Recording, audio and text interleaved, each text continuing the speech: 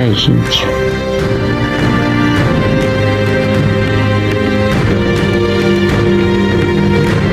Na hora que ele era paciente na cela, coitada, nossa senhora, não tinha nem comida para elas comer, dormia lá.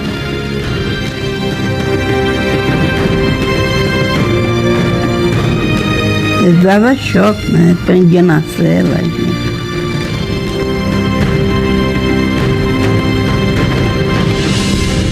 À medida que entravam na instituição, eram loucos. Os que saíam por sorte.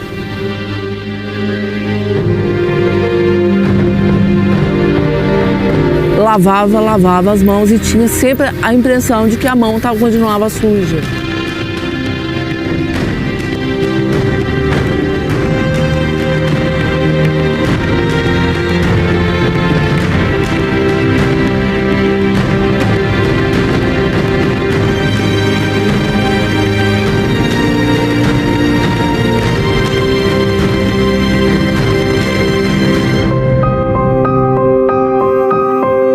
Barbacena, interior de Minas Gerais, foi palco de uma das maiores tragédias relacionadas ao tratamento de saúde mental no Brasil. Estima-se que mais de 60 mil pessoas morreram aqui, vítimas de abandono e de outras atrocidades. Um local que passou a ser um depósito de excluídos. Então, tudo aquilo que começa a incomodar a sociedade é encaminhado para a instituição. Então, não só os doentes, mas também tudo aquilo que incomodava. Tanto que, num espaço de 20 anos, de 200 pacientes, ele pula para 5 mil pacientes.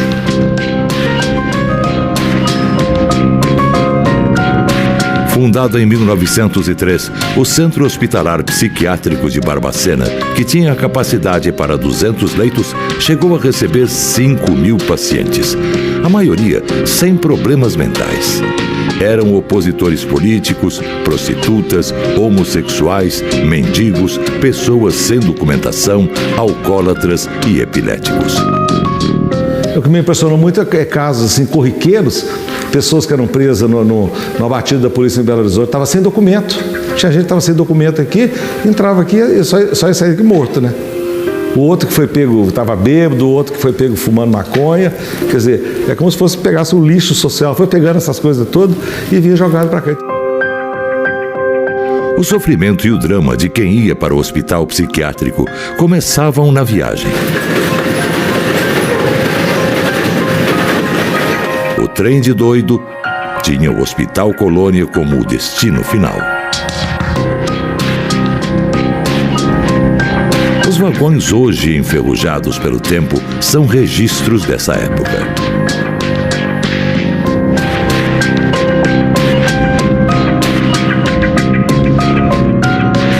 E nesses vagões é que vinham os doentes mentais, que eram mandados em massa para Barbacena.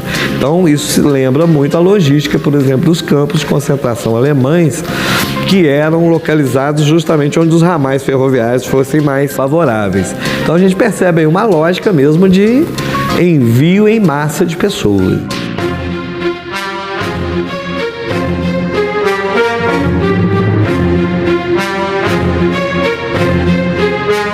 Elza Campos Silva, carinhosamente chamada de Elzinha, não sabe quantos anos viveu no Colônia, mas lembra-se dos anos de sofrimento vividos por ela e pelas amigas. Debaixo de chuva, aquela chuva, trovão, relâmpago, tudo lá, dormindo lá, coitada, só dormindo assim, não tinha nada, não tinha coberta, não tinha nada, dormindo lá. Eu ficava triste, porque que Deus sabe, a gente ficava triste, até Jesus ficava triste, porque ela era agitada, todo mundo falava que ela era agitada, aí eles botavam lá na cela. E tinha um homem lá também que ficava dando choque nas pacientes lá, nas pacientes toda hora. As pacientes, tadinha, que era fraquinha, gritava, não, gritava, aí eu pedi a Deus para mandar o pessoal, o PT, para mandar parar com isso. Rosalina foi enviada pelo padrasto para o hospital com 9 anos, sem ter nenhum problema. Lá, engravidou e teve a filha tirada dos braços assim que nasceu. Tirar. Lá na Santa Casa. Foi lá na Santa Casa, o menino nasceu.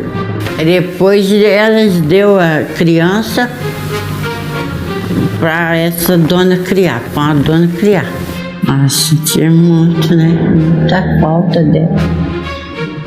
Pensei que ela foi para o país. Mas essa história ainda teve um final feliz. 15 anos depois, Rosalina conseguiu encontrar sua filha. Hoje, elas se veem todas as semanas.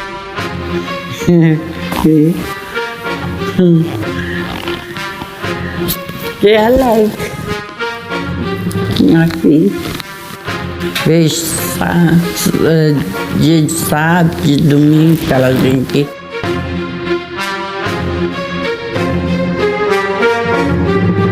Regina não era paciente, mas guarda as lembranças dos anos vividos no Hospital Colônia.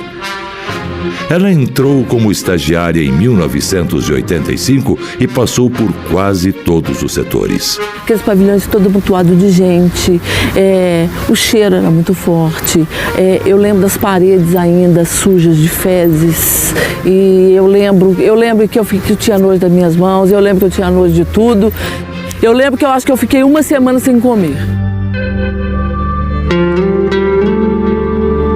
Na década de 60, o repórter fotográfico Luiz Alfredo conheceu o Colônia, ao produzir uma reportagem para a revista O Cruzeiro. Mesmo acostumado a registrar violências do cotidiano, as cenas chocaram o fotógrafo. Um banheiro, uma latrina horrorosa e um doente acocorado, sem roupa, indiferente à minha passagem.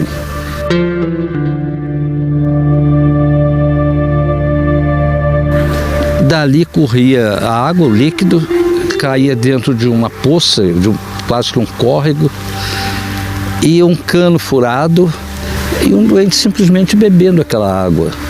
E dali foi cada vez me assustando mais aquelas cenas terríveis.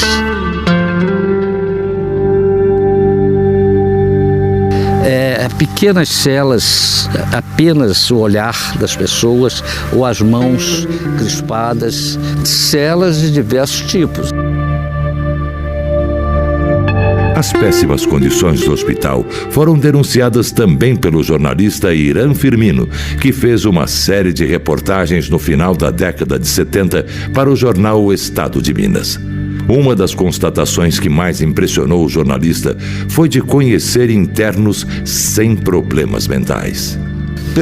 A coisa que mais me impressionou mesmo, eu imaginava que todo mundo que era doente mental 100%, entendeu? Eu sou Napoleão, nada disso.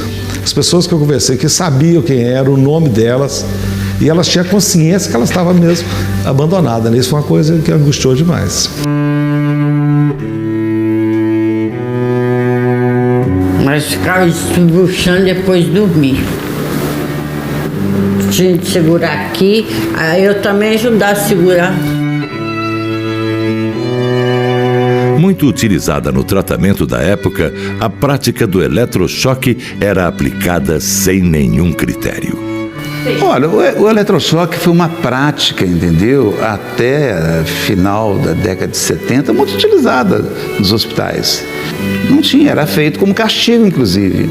Com um homem ruim lá, um médico lá ruim, aí ele falava assim, não tô nem aí, se morreu, dou choque mesmo.